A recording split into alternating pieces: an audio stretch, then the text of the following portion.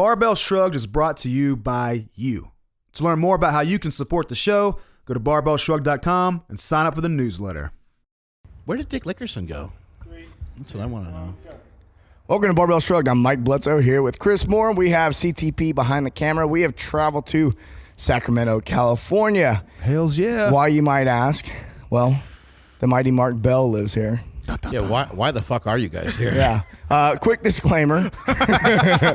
Quick disclaimer. I have a feeling the conversation, since we've been hanging out with Mark a little bit already today, that the conversations might get a little out of control. So if you have small children, you might want to send them to the other room. Turn your speakers down. Or large retarded children, too. They might be offended as well. Yeah, maybe turn the volume up. Those little retarded bastards. Teach them something. So we're here with Mark Bell. We're also here with Silent Mike. That's me.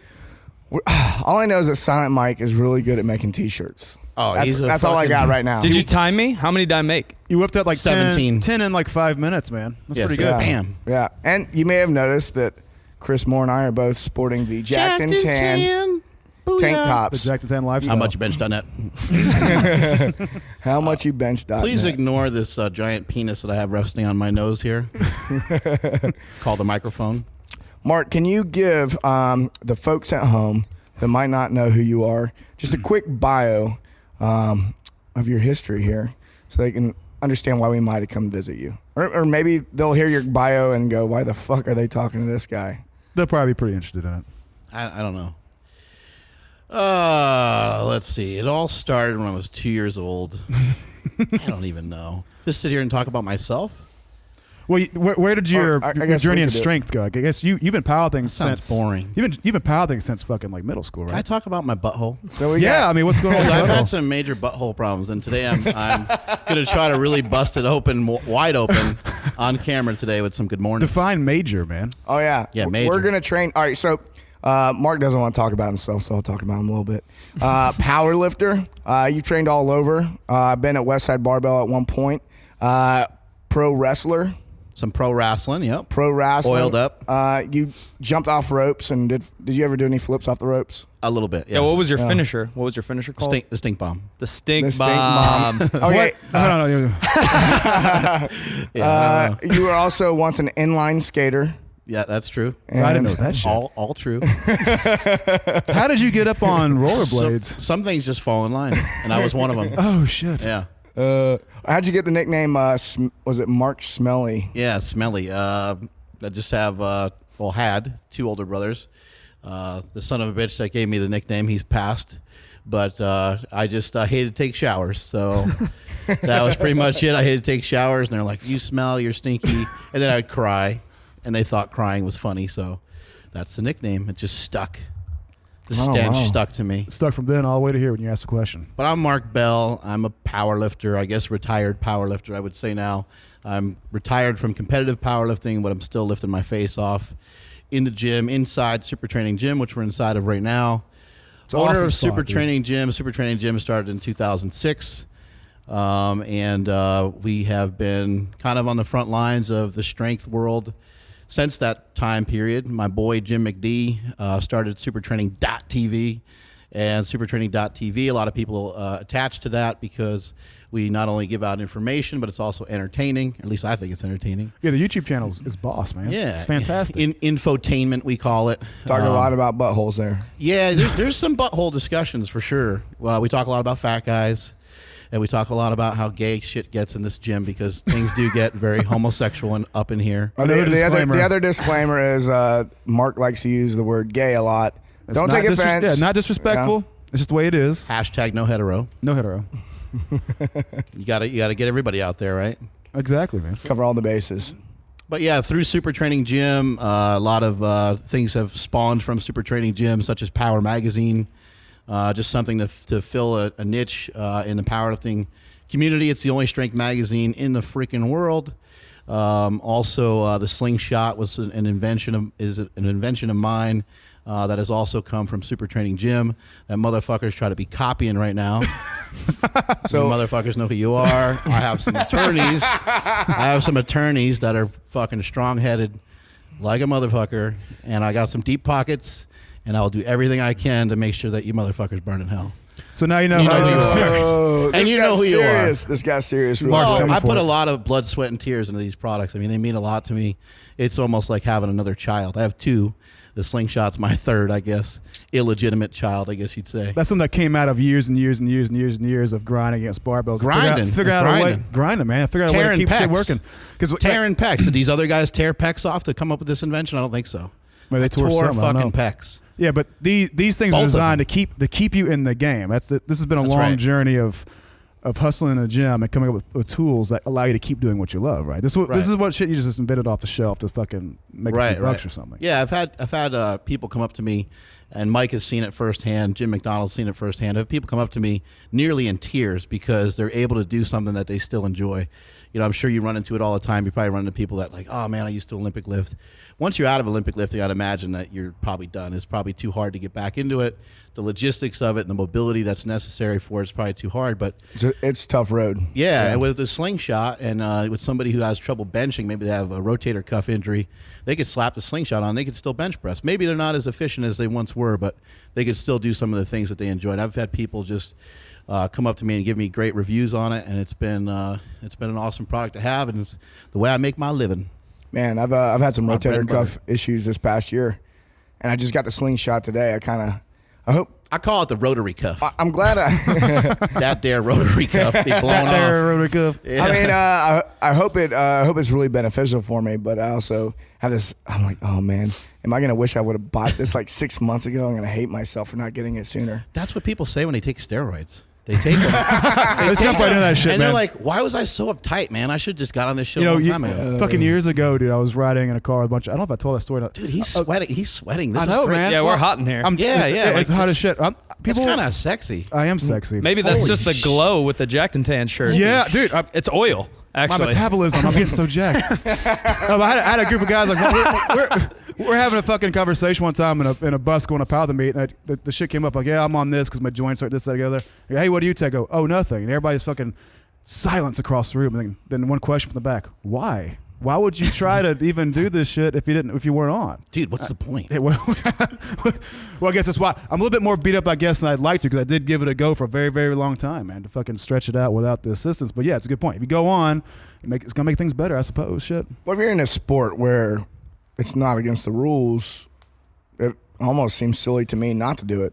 Yeah, I mean, Honestly. some sports, it's just become part of the sport. It's just become part of the game. You know, you look at some sports like baseball. You know, coaches are stealing signs from other coaches on whether the guy's stealing or what the guy's doing. They'll steal pitches. They'll steal all kinds of stuff. There's all kinds of cheating and I guess ways of smudging the rules a little bit in just about every sport. And a lot of times people just kind of let it go. And that's sort of what happened with powerlifting. There is drug-tested powerlifting federations, but I always like to point out that those aren't drug-free powerlifting federations. Those are drug-tested powerlifting federations. You know, somebody gets caught, you don't go, that's the damn dirty cheater who tried to sneak by the rules. Like, no, that's the dude who didn't fucking get his timing right. Yeah, right. And, you know, there's, you know, it's part of bodybuilding. It's a huge part of bodybuilding. You cannot be a pro bodybuilder without it. So it's part of the game, I guess. And some people choose not to, and some people choose to. Who cares? Those are the two sports I think of when I hear like sports where drugs are pretty much. I think CrossFit. I think about burpees.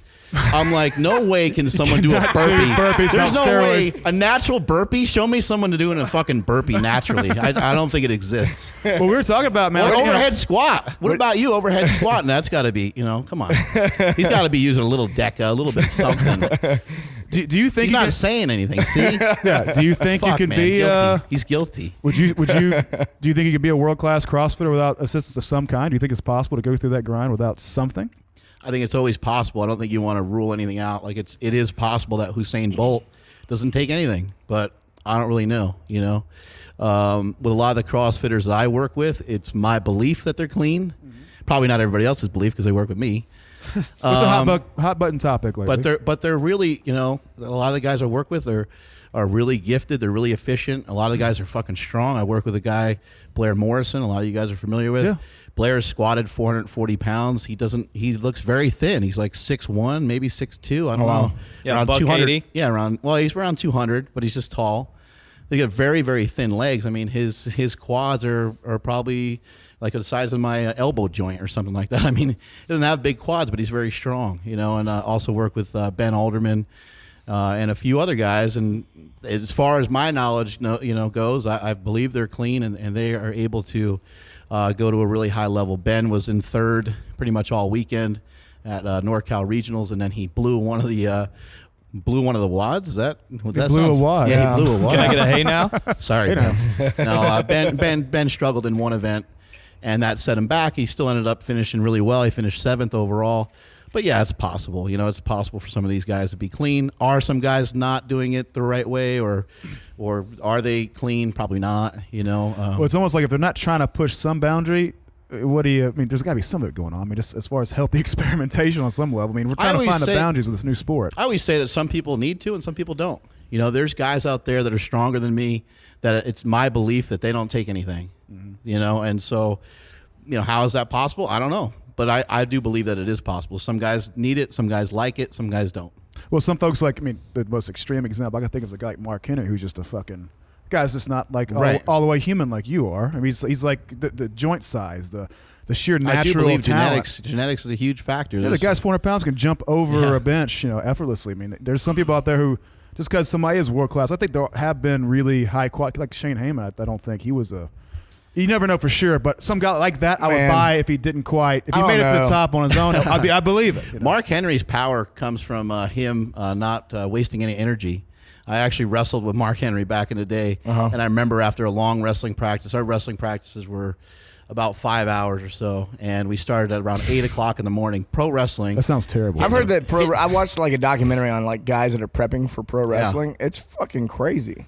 It's brutal. It's just extremely demanding, and it hurts. There's no way of getting around it. And Mark, at the end of a long ass day, we used to always eat lunch, and then a lot of times guys would meet up at Powerhouse Gym. Just kind of part of the protocol. We hit up like a Chipotle or something like that, and then about 2 hours later, we hit the gym. And so Mark is like leaning on his car. His car is about ready to die because he weighs 450 pounds. He's drenched in sweat. We're in Louisville, Kentucky. Monster. We're in the South, and he's sweating his balls off. He's just dripping with sweat, and he just looks over at me. He puts his hands up, and he's like, "Powerhouse." And he gets in his car and takes off. And people are like, "What did he say to you?" I was like, "I think what he's trying to say is that, like, hey, man, after lunch, I'm going to see you motherfuckers at Powerhouse." But I'm too tired to say it. So I think that's the way that guy lives his life, and that's why he's so fucking strong.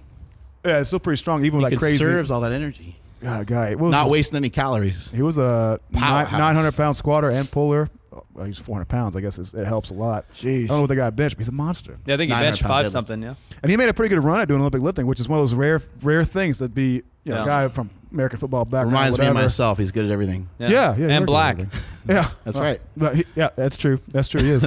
You mentioned, man, that we'll bring it up. I got one more Mark Henry story. Oh, fucking share it. You want to hear it? Yeah, of course. You want to hear it? Absolutely. We could get on Mark Henry Absolutely. stories. Does the fans want to hear it? Can I hear somebody? Oh my God, Mark Henry. There we go. So I went to Powerhouse. Powerhouse, right? yeah. And this is before I even knew Mark Henry was in Louisville, Kentucky. I didn't even know he was at the WWE training ground. I had no idea he was there. And I'm a huge fan of strength, huge fan of powerlifting. So he walks in, and I'm like, holy shit, that's fucking Mark Henry. Meanwhile, there's all these other wrestlers coming around that are very popular on TV all the time, but I don't really care about them as much. I'm all excited that Mark Henry's there. And I'm like, holy shit, man, I'm going to like see if I can like work out with him, you know? And so I'm trying to work up the courage to like ask him if I could work out with him. And so he starts doing like a couple curls, and I'm watching him like, oh, maybe it's just like a light day or something. So then I finally walk over to him like, hey, man. You're like, hey. Yeah, it was probably more like that. Mr. Henry. Pissing myself a little bit, you know. I went over to him, and I'm like, hey, man, you know, if you're about ready to work out, I'd love to work out with you. You know, if you're going to do some deadlifts or something like that. He's like, playa. He's like, those days are over. I was like, okay. I was like, well, whatever you're doing, I'll work out with you. He's like, you want to shoot some hoops? And I was like, there's no fucking way I'm passing this down. Yeah. So we started shooting some hoops, and he misses every shot imaginable. He's like too tired to lift his arms up. I'm a little bit more coordinated than you might expect. I can shoot some hoops. I'm not good, but I can make some baskets here and there if I'm wide open. And so he's like, well, fuck this. He's like, I'm going to dunk. And I'm like, oh my God, this is going to be great. It took him about 3 times, but I saw him dunk. So he could dunk. Yes. I also knew Shane was just a guy kind of who this could dunk, weird, too. like traveling, double hopping, double leg takeoff deal. But it was very awkward. The only way I was ever like Mark was I was probably at least as fat as he ever got. I got to like 370, but the most I ever could get towards the rim, I can like jump as hard as possible and sort of flick my arm and maybe hit the bottom of the net. To fucking see a big guy dunk is exceptional. I also, maybe I shouldn't share this story, but I ended up in a hotel room with Mark Henry. Oh. Hey now, the plot thickens.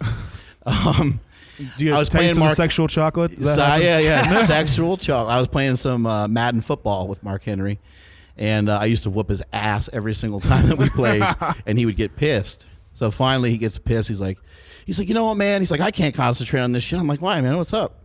He's like, Vince McMahon wants me to weigh 400 pounds. I'm like, Mark, that's ridiculous. You're a big guy. There's no way you can only weigh 400 pounds. He's like, that's what I'm trying to tell him. He's like, I can't weigh that. He's like, I'm going to put on some porn. I'm like, what? Where the fuck did that come from? I'm like, dude, I'm going to get out of here then. You do what you got to do. It's his hotel room.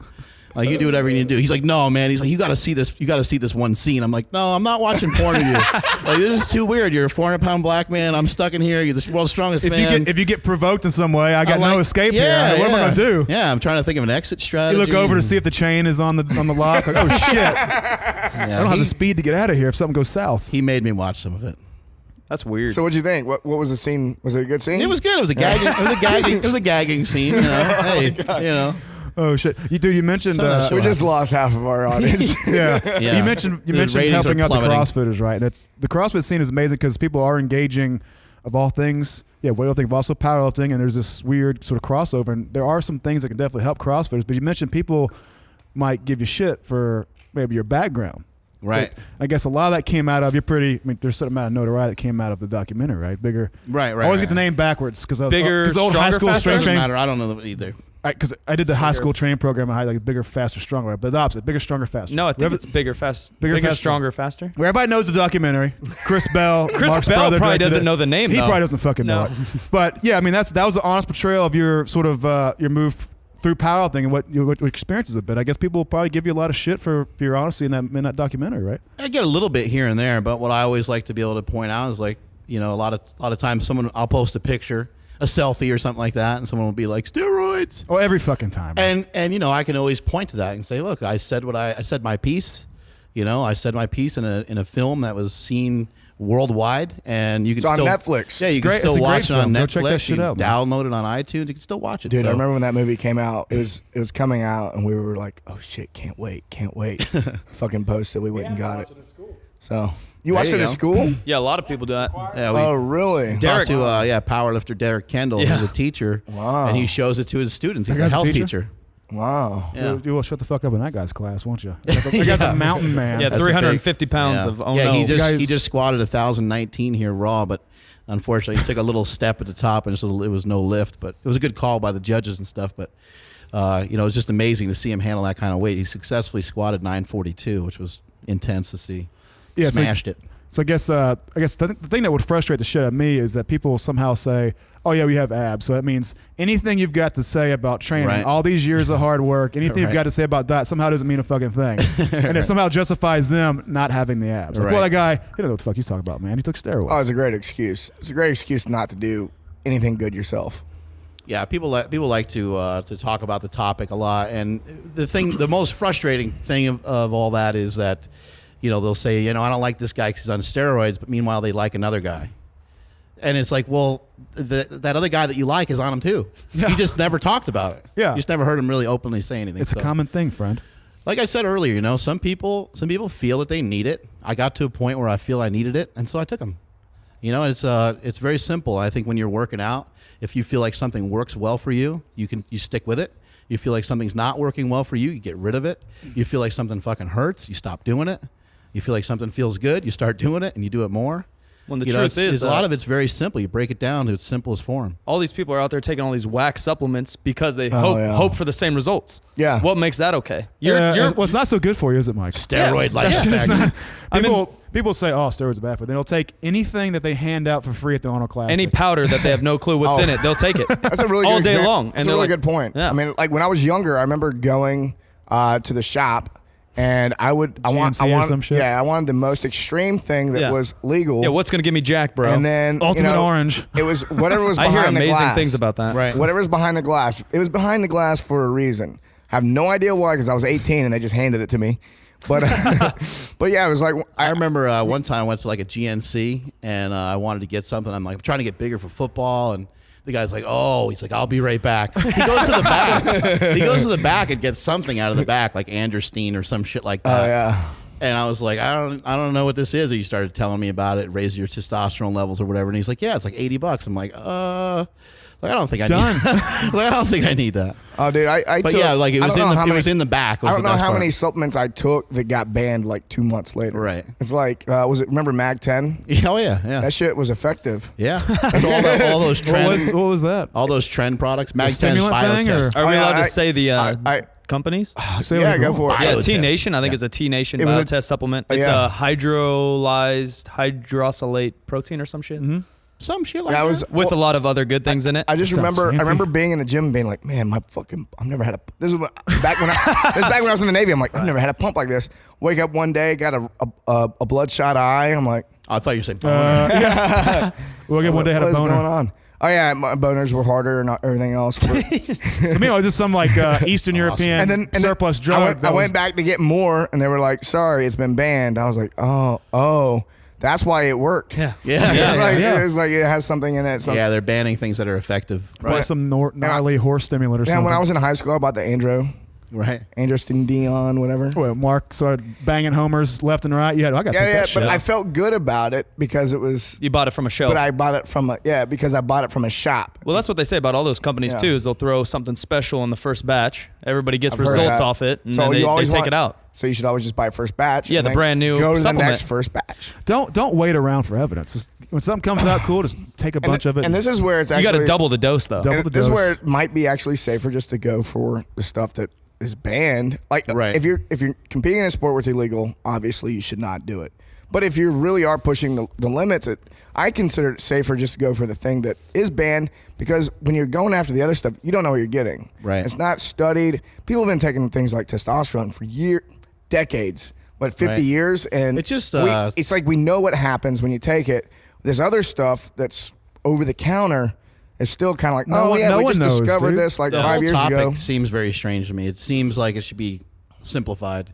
Seems like if you want to be really strong, you want to be big and strong, there should be somewhere where you can go to get testosterone, to get things like that. I mean, I don't know why that doesn't exist. I don't know why. And do it the right way. I don't Know what you're taking I don't and how know much. why you can't go to the doctor and say, I want to be the best bodybuilder I can be. I want to be on testosterone. I want to take advantage of that. I want to have fucking big jacked muscles, and I want to be strong. And maybe have that guy help you not blow your body apart, right? But if Right. you go in and say, I'm thinking about having a sex change, they'll give you hormones Right. that'll have you start heading in that direction before you ever have the actual surgery. Well, what about overseas? Things are way different. Yeah, the Right. UK a lot's legal. Right. A lot of people I are don't taking know. shit in the UK. I think. You go to fucking Tijuana, get whatever you want. Yeah, that's true. Mexico. Mexico, it's on. Everybody's jacked in Mexico. I've been overseas Barbell since Shrugged road trip. 05. The last time I was overseas was in Europe was 05. And yeah, I remember going out and you could just buy it in the pharmacy. Yeah, I think especially the UK. La but Farmacia. I imagine other places. That's right. Buy some chiclets and some fucking test. Well, I guess the most dangerous things are if you're going to find something and you think it's one thing and it's something else, that's dangerous as shit. Or you think it's this thing and it is, but you don't know how much you're taking. Right. Or you're getting it because you think it's okay because it is from a shelf, or a doctor said, here's a prescription drug. You can take it. And then thinking, well, I don't do these other nasty street drugs. and It's it's cheater people- drugs, but I take this shit. Meanwhile, for that's what's pain. destructive. Yeah, Yeah. pain drugs. People Yeah. don't really realize you can take a bottle of testosterone. You could take fucking 50 cc's of testosterone and you can inject it into a That bunch sounds like a bunch. Yeah, It's a lot. We don't know what that means, Mark. A 50 cc bottle looks about like yay, okay? And it's about that thick. Yay and yay, right? Where would you inject that? It would Right- be right a in the lot of scrotum. oil. Well, people put it in all You kinds do of all different- 50 cc's at once. You could. What I'm trying to say is you could do all 50 cc's at one time and you would be fine. The only problem that you would have is you'd have pain from the injections. Yeah. it's not like drinking a cup of coffee with a couple shots of espresso where you take it and boom, you're going crazy. Your mind's going a mile a minute. Steroids, they take a long time to like settle in, but I think people have this mindset that you take them and then all of a sudden they do something crazy for you. You become Ben Affleck in an HBO movie. He's like, ah! Yeah. Remember that shit? Where he's like crashing around in his living room. Did you ever see that movie? Take this bag of steroids. No. He started popping pills. At one point, he's shaking. Oh, I gotta get more in. I'm like not they're like the suggesting- no-dos, and he's flopping around like a fish on his living room floor. Right. I'm not You gotta go see suggesting that, anyone do that, but there's a lot you of can people. take a lot of it, and you're not gonna have like you're not gonna feel sick. You're not gonna feel much of anything from it. Well, it's like a tetanus shot, right? You take a tetanus shot and you just get sore. Right. Yeah. I don't even know what the fuck is in that needle, but they've put it in me before. No questions asked because it's the doctor. Yeah. I mean, Trust that's the those truth. guys. Yeah. But they're Right. peddling. That's the thing. Like to call yourself drug free or to call you to take some kind of ethical I'm better than you position. Because I don't think everybody's on some drugs. Right. And even before steroids were a problem, like in sports like baseball, go back until the very first moment where somebody's like, I want to play you in baseball. They were fucking taking like crude amphetamines, doing Yeah. whatever they could do to get an edge, putting shit on the ball, batting with whatever the hell they could find. Like giving Right. it's anytime people are going to compete in anything, they're going to inject, they're going to take, they're going to huff, they're going to sniff, anything to get an advantage. This is what primates do, man. Like, I'm going to beat you. I'm going to beat you any way I can. And I'm going to beat your ass today any way I can. Looking at Mike Bledsoe. Oh, Yeah, you guys are lift off today. that was the first bit of confidence I've good seen morning, from you in days. liftoff. Swats. It's the Jack and Tan lifestyle. Yeah. It's doing Yeah, it to me. I'm telling you. Yeah, I'm you see his sweating. tank top? I'm feeling I'm it. gonna tell you right now. I'm drinking this right now, which Tomato I explode. never. Bam. I am a lightweight when it comes to stimulants. You should and probably I get just- a diaper on then. We got I him just hopped drank up on steroids. Let's just be honest. I know, explode. Mark Bell gave me loads of steroids this morning. Tons. More than I could probably handle. They were in the steak you ate. Yeah, he said he put it in the. Grass fed. It was unintentional on my part. I found out after the fact that he definitely put lots of drugs in my food. It's important to get the non-organic and to find the cows that are given the most hormones. Yeah, I don't get the growth logic. hormone free. Like no, I want to have the Extra? most shit in them. Yeah. Yeah, give me those jacked and tan cows any day of the week. Dude, would you, speaking about drugs, like if you were going to go back, this is all, I'm saying the thoughts that come to mind. He's like sticking to the script and shit. There's no script. I'm just having an interesting idea. I get them. I got to hold on to them because they go away quickly. But would you train any different for powerlifting if you weren't going to do the steroids? Because the one thing I have, people always said, like, I trained like a little West Side style, right? And I always get constantly told, like, you can't do that without taking steroids. I go, well, I don't take anything, man. I do just fine. In fact, Right. I think it makes more sense to train this way instead of just doing endless sets of 10 or whatever I was doing before. I always thought it was a better way to train. I max out all the time, drug-free, so what? I'm still strong. I think it's a huge key that you believe in whatever system it is that you're doing. Yeah. You know, if you believe that it's working, that is more magical than somebody trying to pound it into your head that some other system's great. If you think it's working well for you, then it's probably going to work well for you as long as you stick to it. Yeah. I've always trained the same. I've always kind of powerlifted. I've always lifted heavy. Looking back at it now and just having some different perspectives on it, I wish that I would have normally done more repetitions here and there, at least after the heavy work that I did. And by high reps, I'm talking outside of powerlifting. You know, powerlifters talk high reps and they think 3 to 5. I'm talking like 8 to 30. You know, somewhere in that range. Same thing for weightlifting. Really jacked up. And a lot of times weightlifters will say that high reps don't work, but who really knows? Like who's really destroying themselves with 50 rep sets? You don't really know unless you're doing them. Well, I would say, Sounds like it'd be there detrimental. are some weightlifters in certain parts of the world that are doing Right. more bodybuilder-ish Right. type rep set schemes with certain exercises. I remember when I went to Reebok, one of my sponsors, by the way. I remember going to Reebok, and they kind of asked me, "Hey, what do you think we need in this gym?" And I was like, "Well, the gym's got tons of space. That's cool. Can do lots of CrossFit-y stuff in here. run around and shit in here. Yeah, there's some racks and there's a lot of different stuff, and they put some Activities. money into it, whatever. But they didn't have one cable. They didn't have one cable to speak of any kind. No, and I no. think a huge thing missing, a huge element missing from the weightlifting community, somewhat missing from the powerlifting community, but not so much there, but hugely missed by the CrossFit community is some simple bodybuilding movements.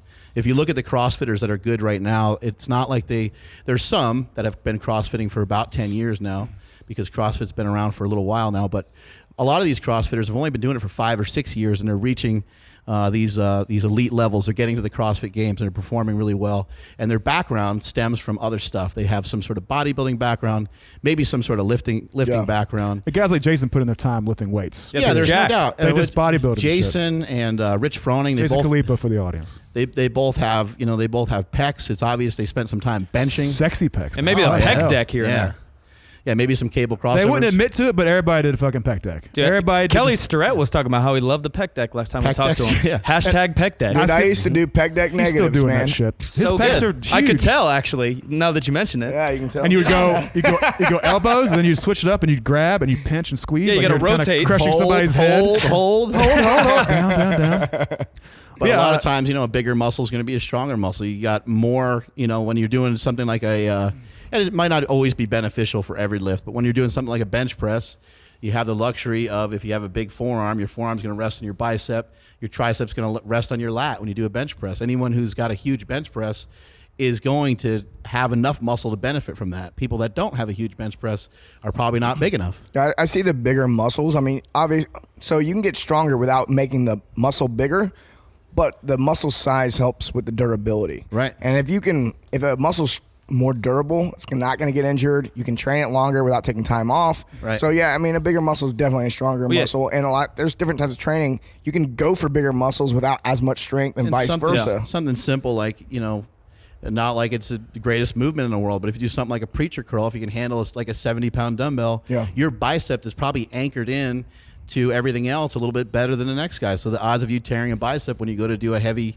deadlift are probably less. And doing a lot of time under tension, Right. more reps, or doing, say, a tempo is going to help increase that tendon strength. That's right. And so it's going to help keep you from getting injured, not even from like a muscular. And you can only get so much from the barbell movements. You can only get so much from doing a clean, a snatch, a bench, a squat, a deadlift. Especially as you get older. You can only do so you get many. beat of up. them. Especially as you get older. Not only as you get older, but when you're brand new too. When you're new to the sport, If you have weaknesses. and you can only lift, let's say like in a squat, you can only handle 225.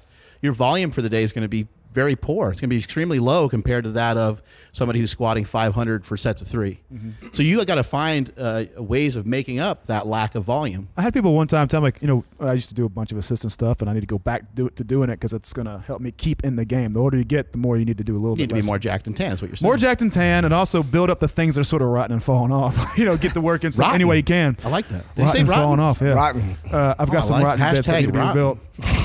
Yeah. But like one thing I always liked, I used to have trouble explaining like why would a barbell makes you strong, and you come out of sports science background. Certain loads give you certain things, and you got to lift heavy to get strong. Yeah, true. But you also got to fucking get in shape to sort of buy in to get the right to lift a heavy barbell. If you just jump into squats and start adding load, or if you just try to work form, you don't do a lot of you have no time doing back raises or ab work or glute hams or farmer's carries. Like you're not prepared. You haven't earned the right to lift a barbell, really. You haven't done your fucking work. The most old school, strongest guys, Ed Cohn and some of these guys did freaking leg curls and leg presses.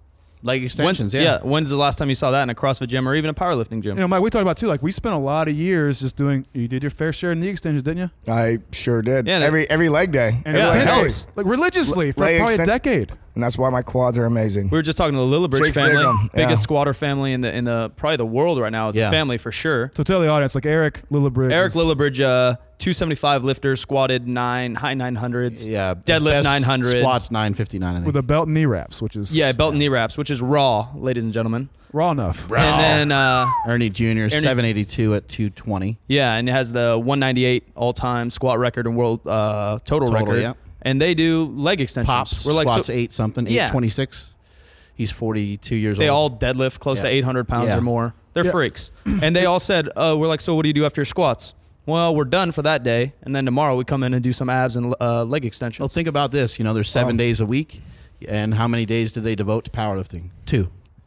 And the other days are devoted to bodybuilding. Because like I said earlier, you can only get so much out of the power movements or the weightlifting movements before you start to run into a lot of problems. If you're that strong, if you're squatting 900 pounds, if you try to do that frequently, or if you're not paying really close attention to how you recover, you're going to tear yourself asunder. Yeah. Right. That's probably why I think we were talking with Justin Thacker The about butthole. why. It goes back to that butthole. Yeah, You gotta be careful. everybody loves to watch like Klokov smash crazy odd lifts, right? And he does them with pauses. He'll pick up like 400 pounds and hold it in mid thigh, and then just, or like 300 pounds and just snatch it after like a 10-second pause. Why? He's a beast. Because he's so strong. If he just snatches, he could probably just tear himself apart. Because he's got another 2 years to go for the Olympics. He's pretty jacked and tan. He is jacked and tan. I didn't know I didn't know they were so tan in Russia. Attractive man. He, when we interviewed him for Power Magazine, I mean, that was the main thing that he promoted was like, I just got to get stronger, period. Yeah. And so he finds a lot of different ways to get stronger. He's not always just thinking about the clean and jerk and the snatch. He's thinking about how do I make myself stronger in a bunch of different positions. And you see like that's like West Side some or of the something. stuff some of the stuff he's showing.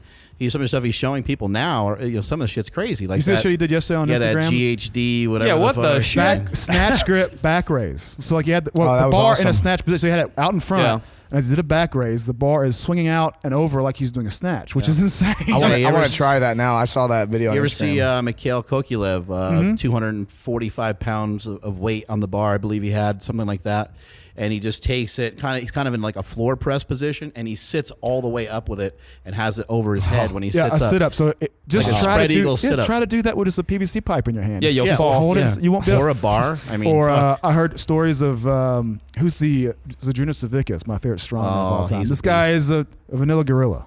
This guy's a monster. He's got that belly. He couldn't have Power any of a belly. bigger of a belly. But he did like I think there's a thing called a Zavickas press, right? Or a Z press. Yeah, Z Z press. press. Where you're sitting that's so down, hard. upright, but your feet are out in front of you. So You look like a fat position. kid. In a Yeah, rack. Fell in a and you're fat trying kid to do position. military press, and you try to do it with just a bar, Yeah. and you struggle and flail and shit your pants. Sitting and there is hard. And he like does that. it with 300 Yeah. pounds for reps. It's Shut harder than a yourself. strict overhead. It's Oh, way yeah. harder. Oh, yeah. All right, let's take a break real quick, and when we come back, we're going to find out what drugs Mark put in my food and the workout that Chris is going to try to keep up with me on. Fuck you, dude. Hell yeah. Needed powerlifting. Yeah, he was At his peak, he was WPO champion for 04 and 05. Yeah. Or something like that, yeah. He had some awesome bloat going on back He in the day. did. Especially for a 220 guy. He had some like extraordinary bloat going on. If we ever aired that podcast, he's got great weight cutting stories. I met him in December. And I sit down and have lunch with him before I even realize who he is. Yeah. It's like, Travis Mash, I know that name. Type of thing. I'm like, the same fucking dude. Yeah. I like pulling up my phone. I'm like, holy shit, he looks so different. Yeah, I bet. He doesn't have the bloat going on. I remember he the numbers he would post would be insane. He'd post on Elite. Yeah. And he would post like the lifts that he did, and he would say like 4-inch deficit deadlift, 810. I was like, holy crap! He's pulling 810 like off his shoelaces. I'm like, holy shit, man. That's some just The thing real is, freaky. the shit he's doing now is pretty impressive. How old is this guy? 40. He's 40. Yeah. He's cleaning, power cleaning 350, and he's pause squatting, front squatting 450. Yeah. To be this far into it, still strong as shit, still doing Olympic lifts. I saw a kinda video the nuts. other day of him doing some lifts. Yeah. He's snatching a good amount It's a of different weight. game too. You're not wearing like in Olympic so lifting. You're different, really not yeah. wearing anything. You're just wearing maybe a belt. Yeah. And it's a different And thing. their belts are whack.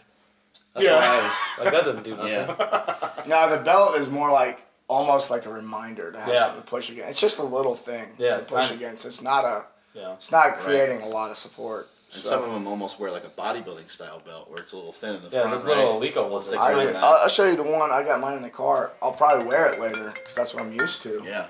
But yeah, I mean, it's a little Valio, Yeah, Nice. like Velcro, Yeah. and because if you wear anything else, it gets in the way. yeah. You just can't get down there. You Even for deadlifts, No, sometimes I a mean, big belt. well, Yeah. getting down there, but because you're also sitting your hips lower, but also as the bar's coming up, you don't want it to get snagged on anything. Yeah, slap it on the. So that's the biggest thing is you want Yeah. something that's like really low profile because you want to keep that bar as close as possible. Yeah. If I don't wear it for snatches, and I wear it for cleans, for that reason. yeah, makes sense. So You dabble in both, you get appreciation for just how fucking different those sports are. Yeah. Like the barbell unites them, but they're so radically different. Yeah.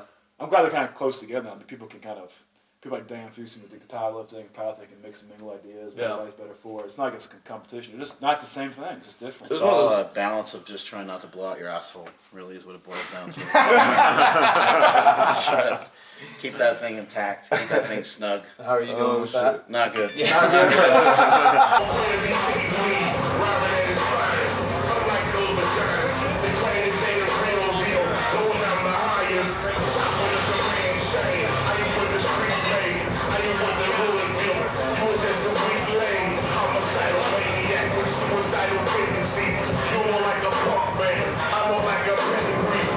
So y'all cannot describe me. I'm a freaking nature.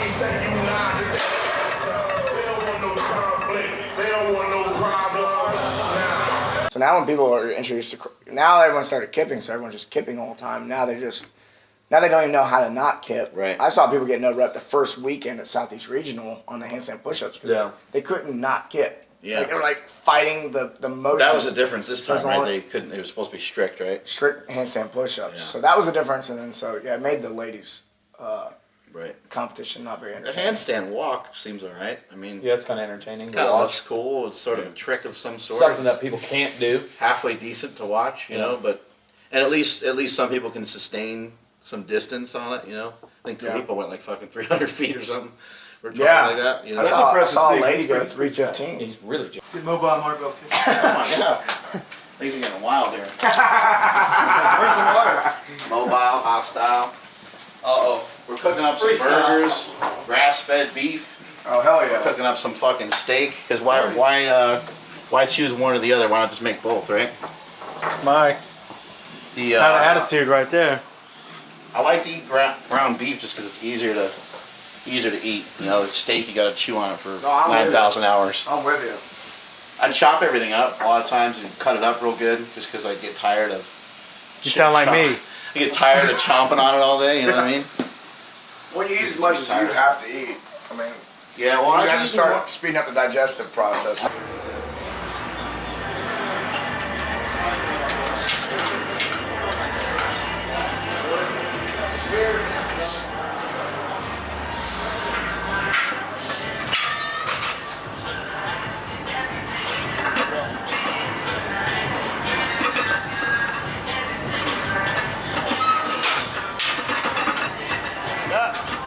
You'll play his game, but not the other way around, right? He won't try like to clean and snatch and stuff, right? Well, I don't have to because I'm best at both games.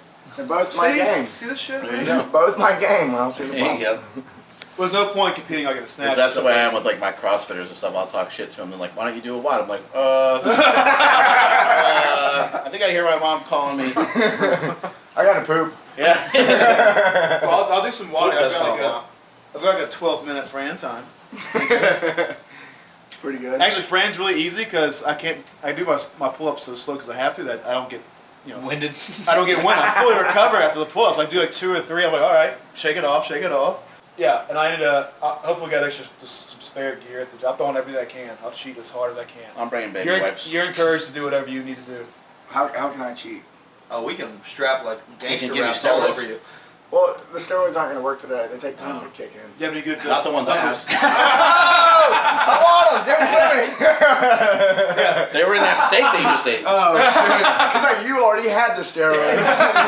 Yes. That's Dave Tate's story. You ever hear that? Dude, Like he didn't know he was on shit. Like he no. well, he How do told. you not know you're on shit? It's according Come on to, it's now. according to him. Oh, okay. He's like 16 or something. I know there's a bunch of Yeah, Bulgarian he's been on wrestlers Westside forever, tell the right? same story. He tells yeah, like old school. he's like 16 years old, and he tells his like coach, he's like, man, it's gonna be awesome, one day when I get on stuff, like I'm gonna be huge. And he's like, the coach is like, that's what I've been giving you. I've been giving you Diana. He's like, what? Person, Are you sometimes surprised that you've been received pretty well by the CrossFit community, right? Yeah. You do the fact they're pretty open to any manner of new ideas, anything that might help them do better what they're doing. They're open to. That's what I did. Yeah, I like that a lot too. Just with sometimes when you're dealing with like powerlifters, a lot of times you powerlift for a few years and you hear stuff from this guy and that guy, you kind of just think you know it, and so sometimes you can be like, fuck it, I don't need to learn from that guy. You don't need to be as open. I think the CrossFitters, they just kind of will openly admit, like, here's my deal. I don't know anything about anything. I need someone to take control of my programming. I need someone to just help me. It's just sort of raw, like I'm starting out. I'm a clean slate. Yeah, teach me what I need to know. And I think what they appreciate about me is that I go in and I say, look, I don't know anything about CrossFit, nor do I pretend to. I don't know what it takes to be a CrossFitter. I would make a horrible CrossFitter, but I always just stick to my guns. I stick to what I'm good at, and I'm good at making people stronger. So if someone comes to me and they want to get stronger, that's what I can do for them. Outside of that, You know, I can't really assure you that I can make necessarily, quote unquote, make you a better CrossFitter. I can make you stronger, which in turn should make you a better CrossFitter. But if you're not doing all the things necessary on your end, and that goes with anything, fat loss, even with powerlifting. If you're trying to be the best powerlifter in the world, I can make you stronger. I can set things up that will give you the best opportunity to be stronger. But if you're not eating, you're not sleeping, you're not, getting enough protein, you're not taking all the necessary measures to make sure that you're getting better too, then I can only help you so much. I'm not a magician. Yeah, I think the best thing about CrossFit is like they're open to being coached. You realize that they don't fucking know everything, but also they're willing to invest in the people who have the shit to offer. They will pay you well to do what you do. Right. Come out and visit them and share your knowledge. That's what frustrating powerlifting, because one, you think you know everything, but two, everybody tries to fucking to set up a nice space and get people to buy in to support something. Put some money down in sport. It's like fucking pulling teeth sometimes. Yeah, it can be. And powerlifting is weird that way. I mean, I benched 854 pounds at 275 pounds, as a geared powerlifter. And there's people, that come to every meet that I do, and they struggle in the bench. And these are guys that are in bench shirts as well. And they'll struggle in the bench, and it's like, I'm standing right here. I could be a resource for you. Mm-hmm. And to make matters even more confusing, I don't even fucking charge people. So it's just weird, and you get kind of this ego thing, this macho thing. People have, a perception of me, and, unfortunately perception is reality. There ain't much you can do about that. I'm not just trying to change people's view, but it seems very common in powerlifting that, like, on the local level, no matter where you're at, whether you're at Westside Barbell in Columbus, Ohio, or whether you're at Super Training, the surrounding gyms, there's always turmoil between you and the surrounding gyms. Mad powerlifting beef. Yeah, there's a lot of that, and I do know that exists in the CrossFit community. I'm not blind to that. I'm not naive to it, but at the same time, like, I remember an incident in my gym. I'm training these different CrossFit guys. I train 5 guys. All 5 guys are high level. All 5 guys own their own gym. And on this one particular day, only 4 guys showed up. This one guy was out of town. And I had a deadlift platform. I ended up with an extra deadlift platform somehow. And I just said, I'm going to give this away. I'm going to give it to my buddy Ben Alderman. Ben was out of town that week. And so I told the other guys, hey, I want to get this over to Ben's place. Do you think after training today you guys could load that up in your truck and take it over? Take it over to his place. They were like, oh, fuck, yeah, absolutely. Not a problem at all. They loaded it up, took it over there, they assembled it over at his gym, they dropped it off, and he wasn't even in town. And I just remember that because I remember thinking, like, wow, like, that would never happen in powerlifting. They just keep that shit, take it to their hole-in-the-wall garage, Yeah, like, hey, Fatso's not here today. Would you mind, taking this monolift over to his place and dumping it off? And meanwhile, those other few guys own their own powerlifting space too. They would never do that. They'd be like, fuck that. No, I'm not helping him. Yeah. But, powerlifting, it's a really interesting sport in a lot of ways. And I think where people lose sight of what powerlifting is in the fact that, everyone's so hungry for these different positions and titles in the sport.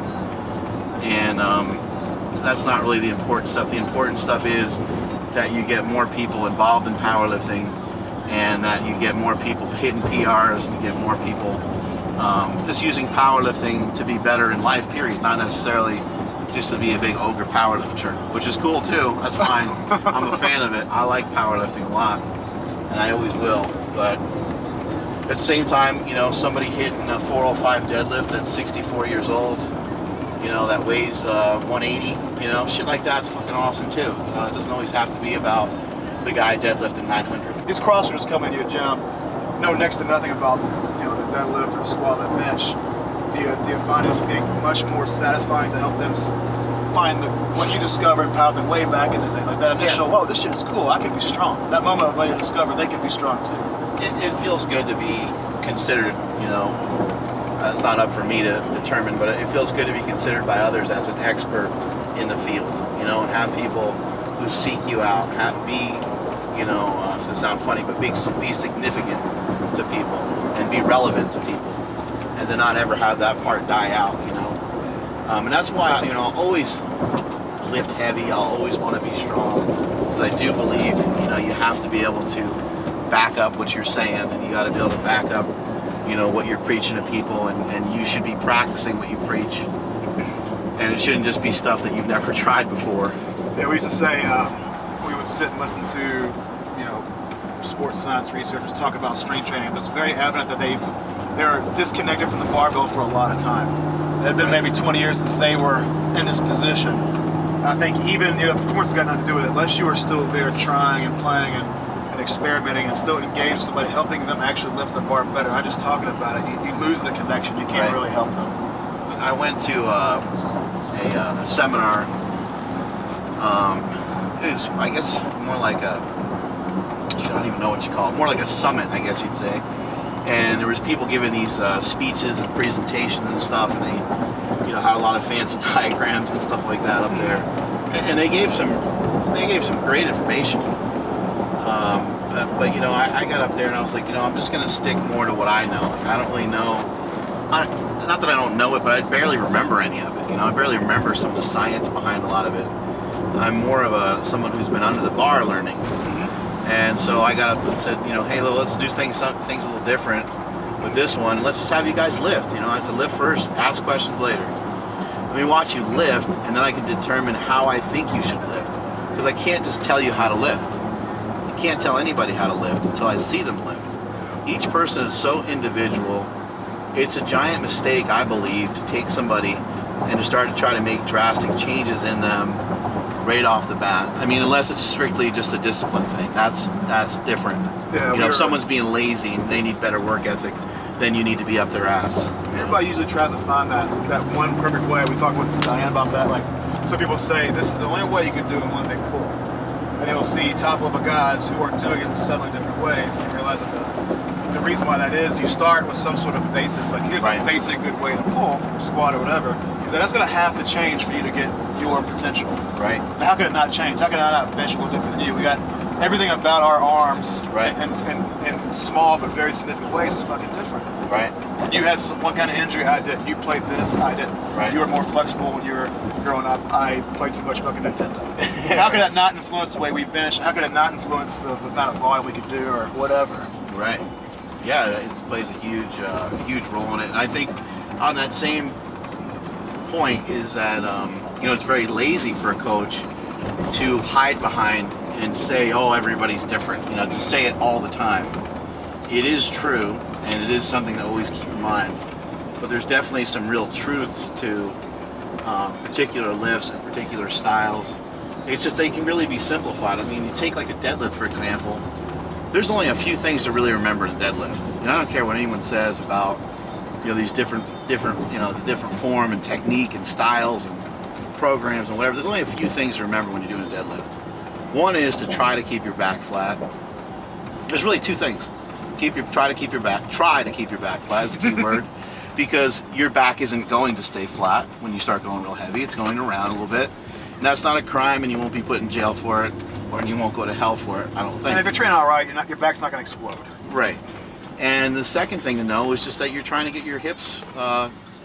You're trying to get your hips lower than your shoulders, whether it's a sumo pull or a conventional pull. Trying to get your hips lower than your shoulders. So 2 things to remember: hips lower than your shoulders. Try to flatten out your back. That's it. You don't need a lot of scientific dissection. No, if you can keep those things in mind, and obviously learning how to get it tight and all these different things are important.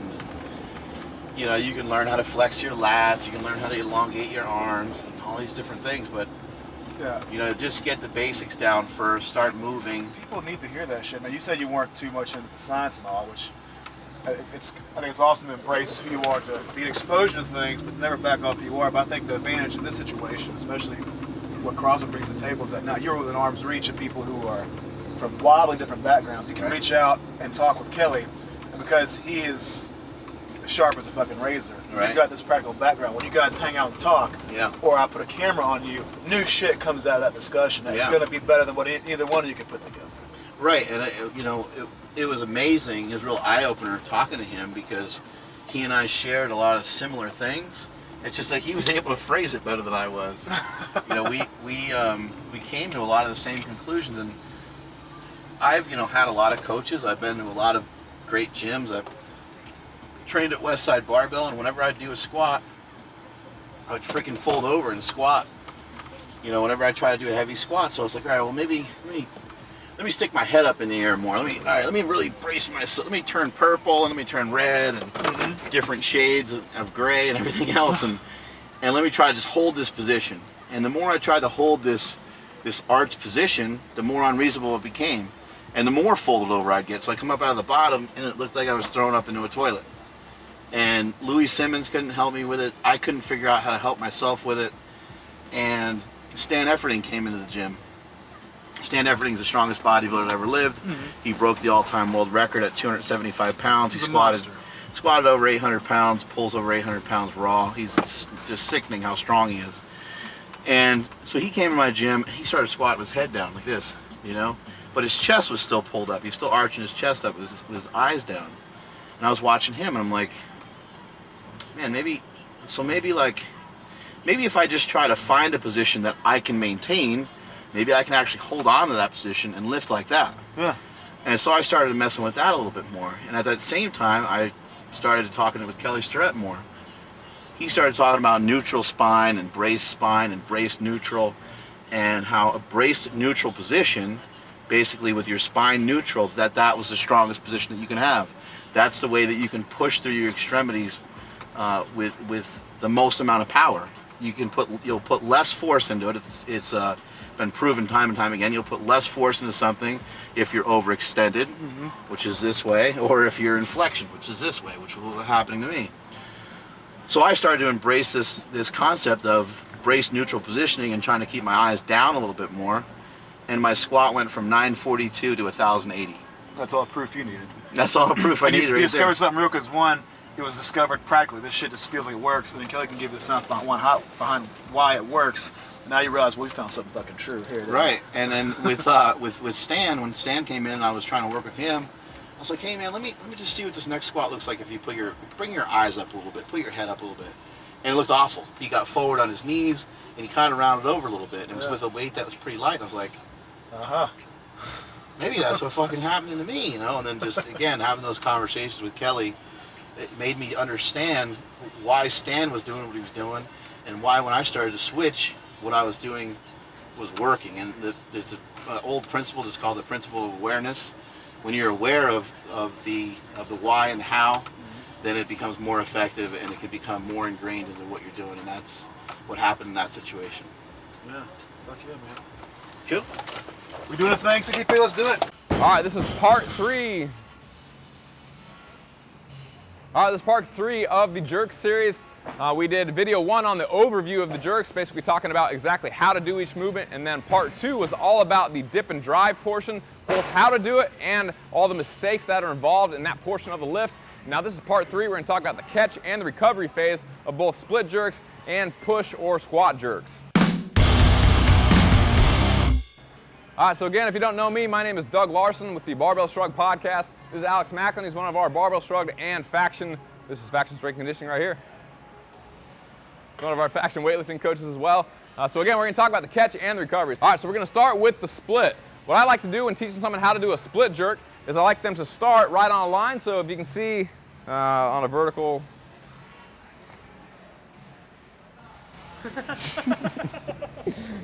Come on, man. Turn the other way. That's right. Face this way and stand on this line like this. There you go. All right. Okay. So what we're going to do is Alex, go ahead and jump and split just like you would normally. So you can see he basically split that line evenly. Okay, his front foot is a foot and a half or so forward. His back foot's a foot and a half or so backward. Okay, go ahead and recover. Front foot back foot forward, and he comes right back to the line. A very common mistake is that when people split, their front foot doesn't go far enough forward. So go ahead and do a split where your back foot goes normal, but your front foot is shallow. There you go. So usually when that happens, here, I'll try that. So what happens oftentimes is that when someone goes to split, their front foot doesn't go far enough forward. It looks like this. Okay? What that does is it makes all my weight on my front leg at that forward shin angle, and I'm not going to be as strong as if I had stepped way out here and bent my back leg a little bit more. I'm in a very strong position right here, but if I'm here, I'm not in a very strong position at all. Occasionally you even see someone whose front leg doesn't move at all, and they kind of just step back like this. Okay? They just go like that, and that's a terrible position to be in. So you want to split the line evenly. If I'm here, I want to be all the way to here. That wasn't even that exaggerated. I want to be all the way to here with that vertical front shin, come back, front foot back, back foot forward. So a nice wide step. Most people don't split wide enough.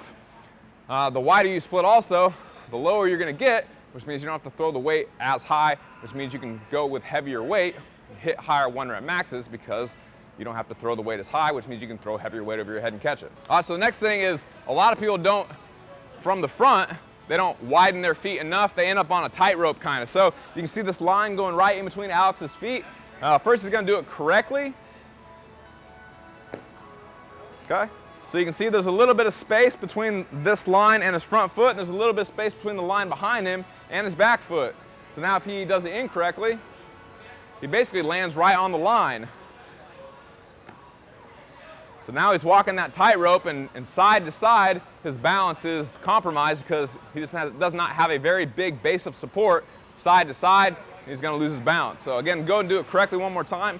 In fact, a lot of times we'll put a stick right in between someone's feet like that. That way they know exactly where they shouldn't step. There you go, and that makes it easier to see as well. And then if they do step on it, they get instant feedback because the pipe's going to roll, and they're going to roll their ankle, and I'm going to be a bad coach, but they're going to get instant feedback and know that they shouldn't be that narrow next time. Another common problem is that people's back leg often stays straight, and then their back foot will turn out usually at the same time. And then even a third thing that usually happens in that case is they'll hyperextend their back. So if Alex does a good split first,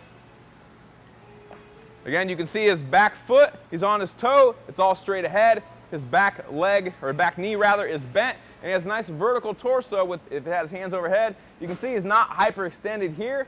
If he does it wrong this time,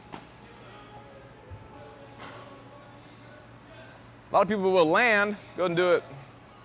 You can see here, his knee is very straight, and then even oftentimes people will turn back. Go ahead and put your heel down. Like that.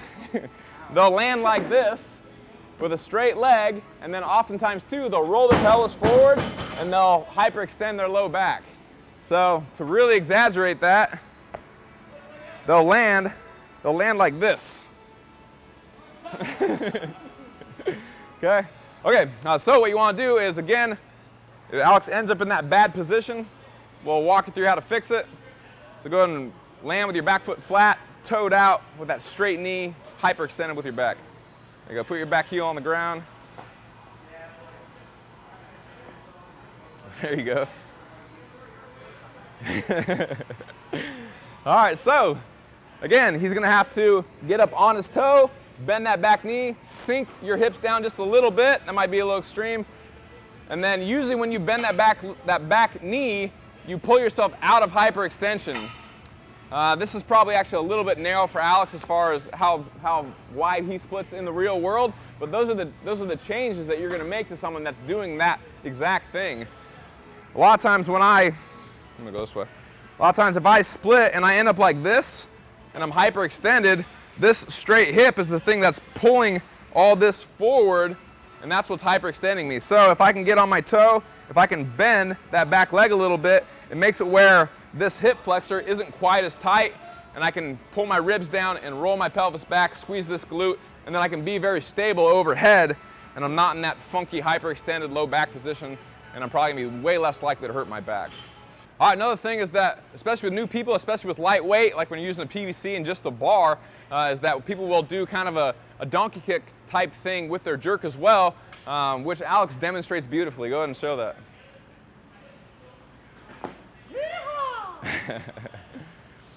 All right, so basically what we're showing here is that instead of just going straight out, we're keeping your feet as close to the ground as possible, they're kind of coming, to even do it way, way more exaggerated, their feet are coming way up, just like you would pixie kick on it clean, okay? They're doing basically the same thing with their jerk. And they're coming here, and they're going like that, okay?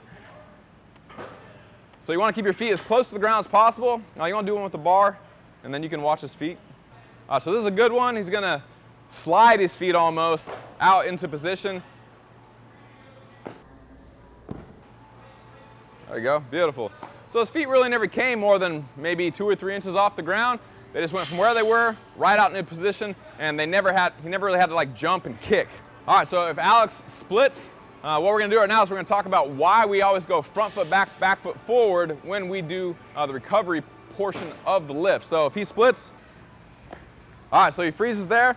If he goes front foot back, back foot forward, you'll see the bar doesn't really move forward or back relative to the line, okay? It more or less stays right over the line. If he does it poorly, splits and simply steps forward. Now if he just steps forward, you can see he walks all the way up there. You know, if you have 300-400 pounds over your head and you're walking around with it, you have to be able to hold it overhead while it's kind of waving around in the wind like that. So it's better if you can go front foot back, back foot forward. That way it's just easier to hold the weight up, and it's easier not to drop it because it's not moving around at all. All right, so we're gonna talk about pushing your head through when you're catching the weight overhead. So if Alex racks the weight, so watch as he dips and he pushes his head through. There you go. So he has a vertical arm. You probably can see his ears from the side. What a lot of people do, go and recover and do it poorly. What a lot of people do is they actually will even, especially if you have bad shoulder mobility and all the way overhead with poor shoulder flexion, you'll lean back a little bit and the weight will be in front of you. So go ahead and dip and then kind of lean back a little bit and press the weight out in front of you like an incline barbell press. Yeah, a lot of people lean back like that. A lot of times it's not necessarily a lack of effort or knowledge that does it. Again, if he's tight here, then he's gonna have to hyperextend his back and push the weight out in front of him in order to get a vertical arm. And he might catch the weight, but eventually he's gonna hurt something, whether it's shoulder, his back, or something else. So again, if that's your problem, obviously you need to stretch your shoulders and work on some mobility drills to get full shoulder flexion and external rotation, but that's for another video. So again, do it correctly one more time. Dips and drives, pushes his head all the way through. He's still looking forward.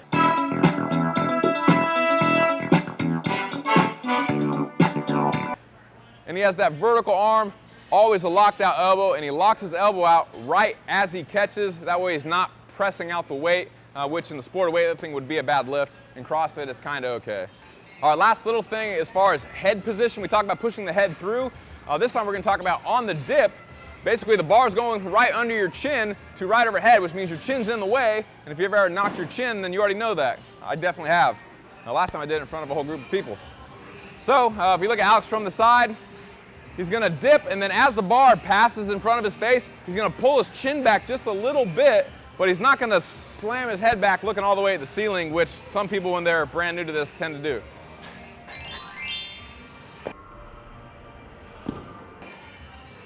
There you go, push his head through like we already talked about. Elbows are locked out, beautiful.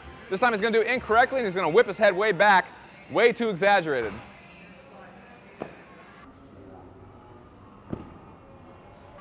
There you go, that was a great exaggeration. All right, so that's how not to do it. Again, do it correctly one last time so you can see the difference. He's gonna pull his chin back while still looking more or less straight ahead, very subtle. There you go. Perfect.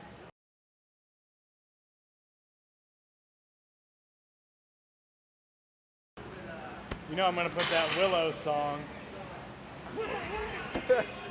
I mean, what's the Willow song? That song.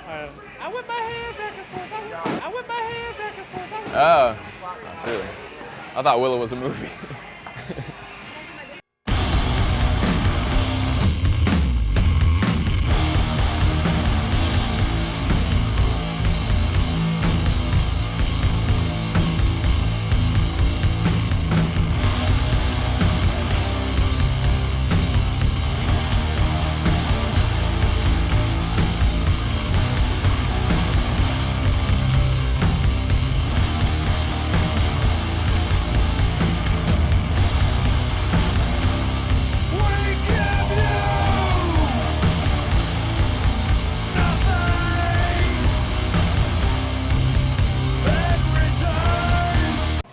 And we're back. Alex was thirsty.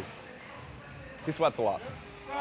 All right, very last thing. We already talked about the split jerk. We're going to talk about push jerk, power jerk, squat jerk, or any of those variations where you're not splitting. So again, if Alex does a quick demo, you can see the dip and the drive is all the same. Again, that's mostly on video too. The only difference is that he's not splitting his feet forward and backward. He's basically going to widen his feet a tiny, tiny bit and land more or less right under his body. So if you come around to the front, you can see Alex is going from basically hip, maybe hip shoulder width, and he might land slightly outside of shoulder width when he hops into this this power position. So on that one, he went basically straight up and straight down. If you hop your feet out an inch or two, no problem.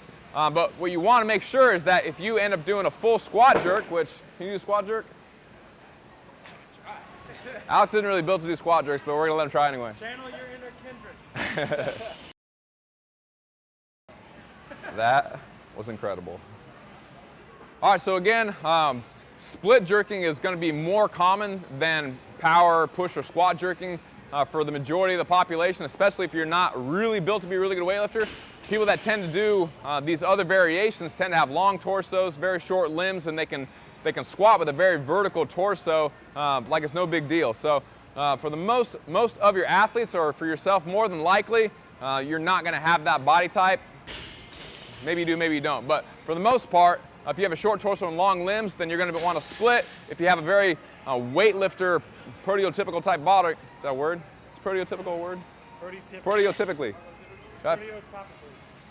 If you're a prototype weightlifter, then maybe you can work on doing a full squat jerk, but most people, for the most part, aren't going to use it.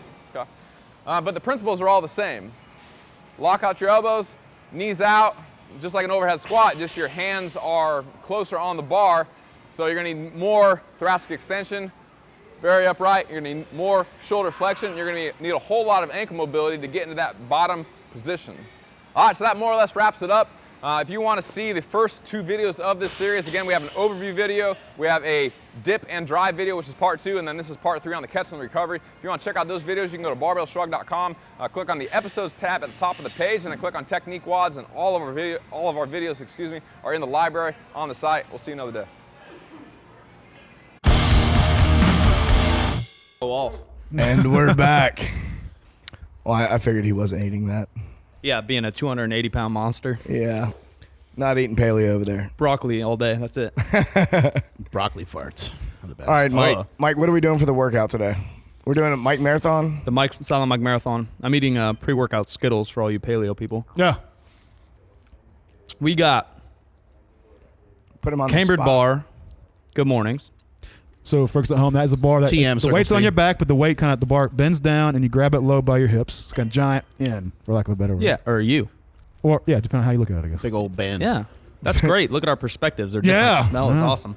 And it's going to be suspended in some chains, so it's bottoms up. Bottom up. Good morning. Ooh, bottoms up. We're going to go to like maybe a RPE 8. That's a rate of perceived exertion. Nothing like heavy, but not maximal. So Not quite, almost blowing our assholes thought out, we but not quite. weren't going to talk about math. Fuck. Oh, that was off limits. Sorry. Yeah. Cover your ears, Mark Bell. So the good, All right, so we're going to do some heavy shit. heavy good mornings. 3 or 5, something like that. Then we're going to go do some heavy more pulls. Maybe some block pulls off the Yep. super plates. Deadlifts. Deadlifts. Then I got some speedy squats. Like 5 sets of 4 or something. Just trying to be For those fast. at home, speed squat is a speed squat. Yeah, dynamic. That's the nomenclature, speedy squat. Yeah, something like that. Hashtag speedy. We're gonna blow our faces up. Yeah, try to be fast, but Yeah. we're not going to be that fast. Yeah. And then I forgot we got front squats. Powerlifting fast. Yeah. Okay. Yeah. Well, it's more just like tired as shit fast. Okay.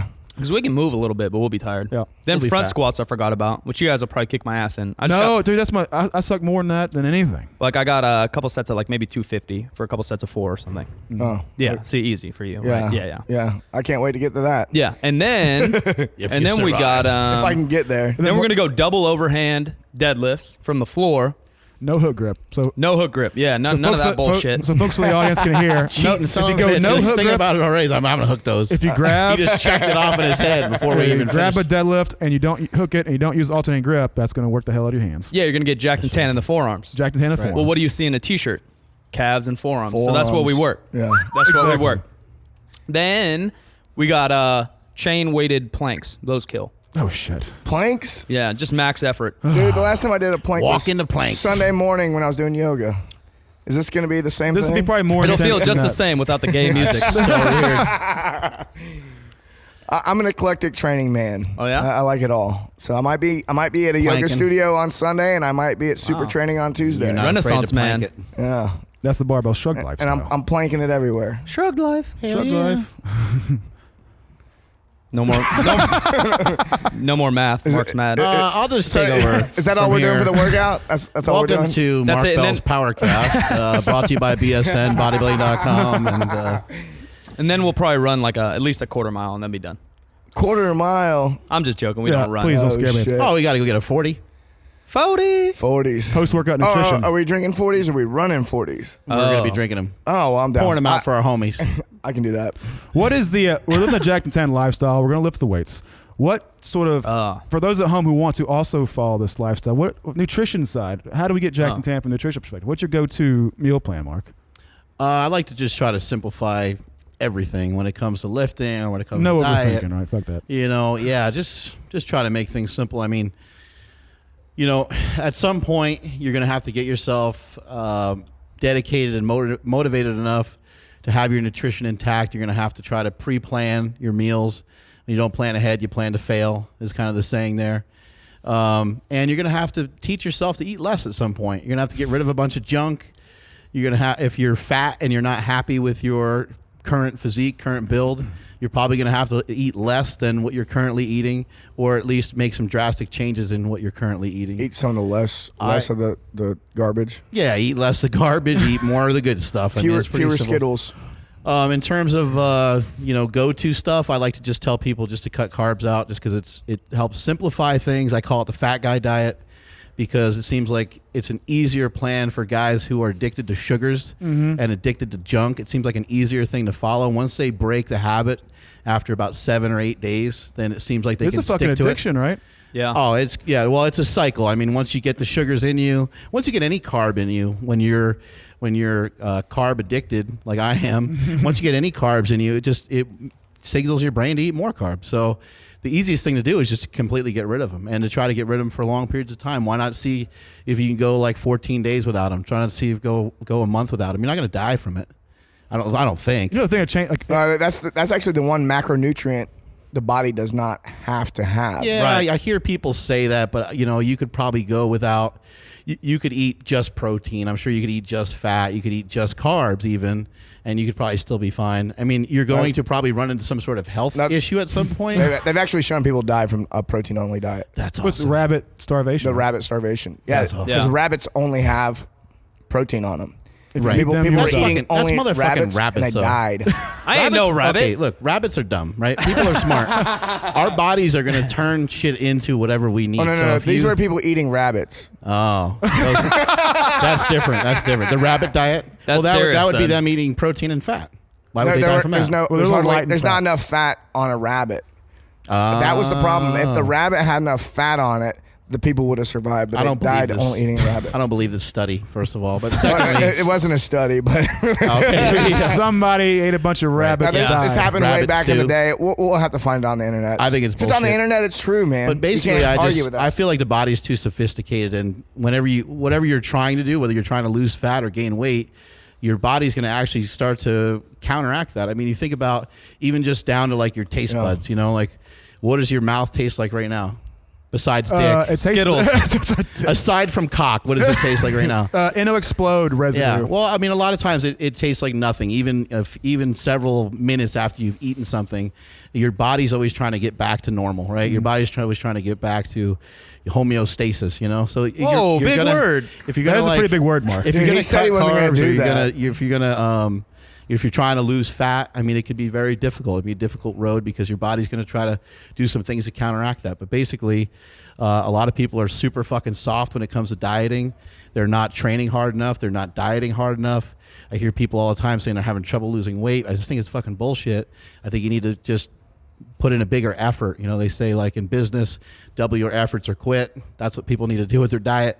Either double your efforts or get the fuck out of it and just be fat the rest of your life. It's pretty common to hear people go, well, dude, no, you don't get it, dude. I've tried that. I tried to eat the gain, or I tried to lose, or I tried to get strong, or I tried to do what you do, but any excuse in the world to sort of justify why they didn't get to where they got. And you look at what they actually do. Like, if you put that shit on paper and you go, well, you sleep 5 hours a night, you eat half of what you should do, and you duck out on half the work you should be doing. You don't do anything that's hard for you in the gym. How would you expect to be strong? People talk about a bunch of stuff that they're never going to follow through with. You know, I say cowards talk about what they'll never do. People talk all the time. They talk a big game about these different things they want to do. They come to me for advice.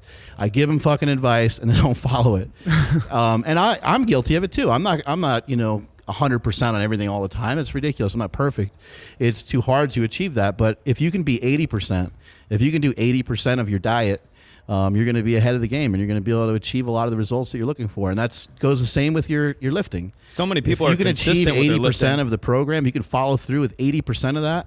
That's actually really difficult to do. You know, and some people want to try to do 100% of it.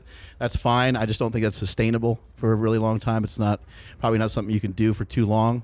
But if you can, then more power to you. But the key is just it's going to be consistency. It's going to be a long road. It's all the same shit that you hear over and over again. It gets to be boring after a while. But if you're not losing weight, just weigh yourself every day and fucking force yourself to lose weight. Yeah, I think weighing yourself every day is a big key. I mean, I know some people are against it, but just weigh yourself every day. I'm trying Put to yourself go, on the line. If I'm trying to go up, if I'm trying to Weigh go less up or today than down, you did yesterday. You know, if I'm not trying to go up or down, I don't really step on the scale. But if I'm trying to go up or down, step on the scale, and that's motivation. Like sometimes I step on the scale, like, and I'm like, oh, I'm a pound lighter today than I was yesterday. I must not have eaten enough yesterday or last night after I trained. And then I like double my efforts that day. Right. And I step on the scale the next morning, and I got I got the positive result. It's a habit that keeps you from slipping. I think people have really good intentions. They go, I have been training hard.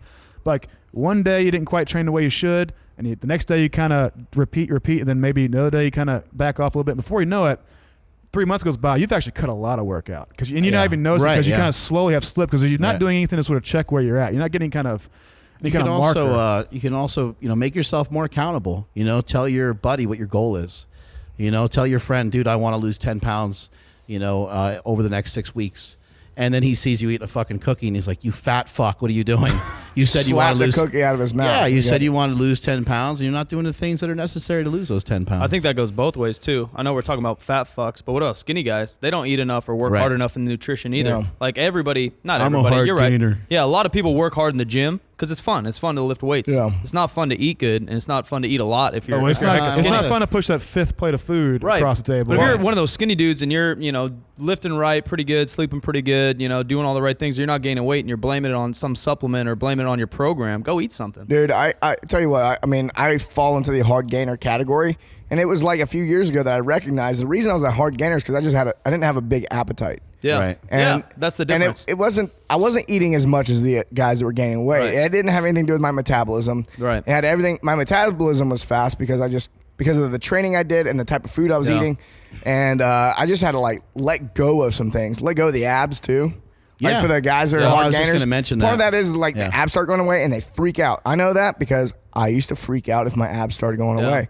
What do I do now? If I'm training hard and I need to go up in weight, dude, I'm eating a pint of ice cream before bed. I was about to say that the paleo that's thing, real. The paleo thing and the cutting carbs thing is great for a fat guy. It just clears their mind, I think, and it clears it's great for me. Sins out of their way or whatever, ice cream and stuff. Right. But if you're smaller, pound some peanut butter ice cream now and then. Who cares? You got to get calories up. Dude, I gotta, I'll have like a 2.5 hour training session at 4:00 in the afternoon.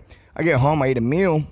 Man, you got to get more calories than that. If you try to be paleo, you're going to fail really quick. A lot of people do. They're skinny fat. Whether you're trying to lose weight or gain weight, you have to have a decent appetite. You have to at least eat frequent meals. You might end up eating less calories overall when you're losing, but the diet is very similar for gaining or for losing. You're going to have to get in several meals a day.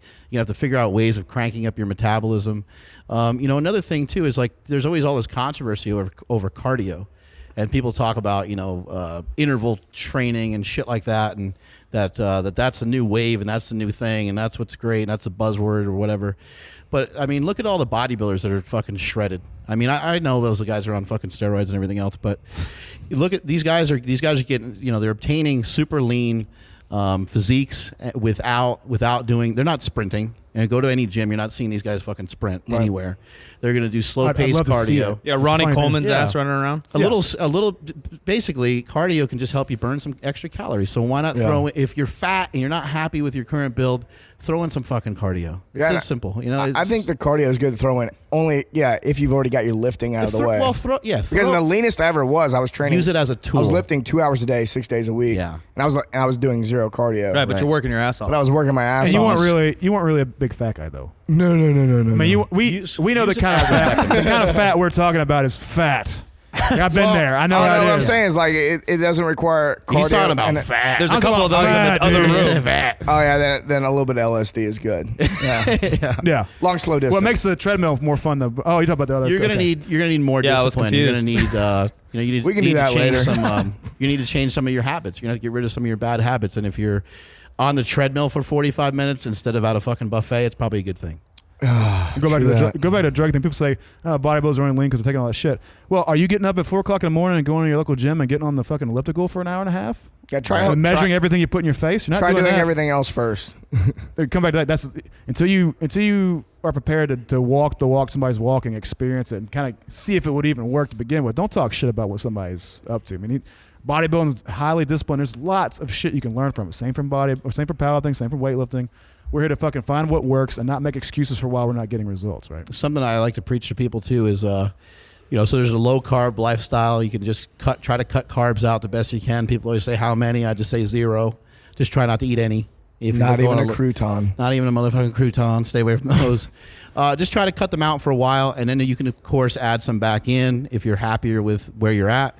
You can start to go to 50 or 100, somewhere in that range. But the other type of diet that I like is just a bodybuilding style diet where you're eating carbs and protein, and you're just you're eating less fat. Mm-hmm. So the key is, if you're on a low carb diet, your fat's going to have to be high.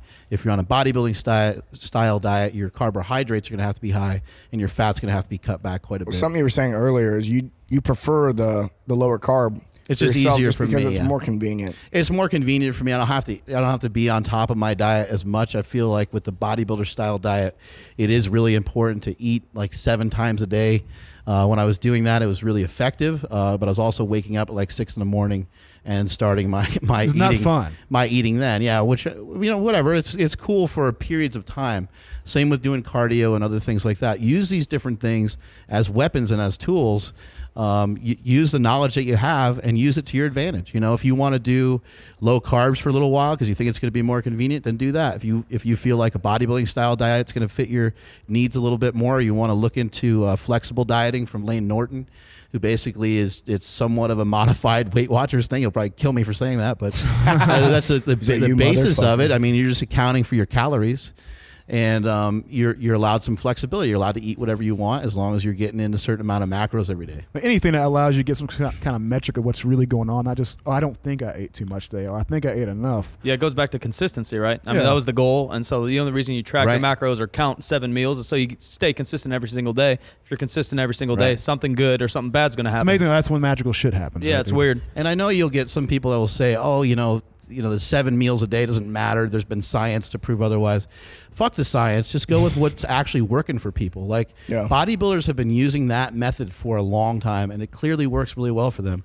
So why not just follow in their footsteps? It's just easier that way. Yeah, Mark, you talked about CrossFit, powerlifting, and Olympic lifting stealing things from bodybuilders. The Right. discipline in food is huge. Right. That's what they need to steal. Yeah, they need to steal like dumbbell rows and some of man. those stuff. But the discipline bodybuilders Well, they do go need to through row is a lot crazy. more. That is for sure. The lifestyle discipline of a bodybuilder beats It's ridiculous, any other right? sport.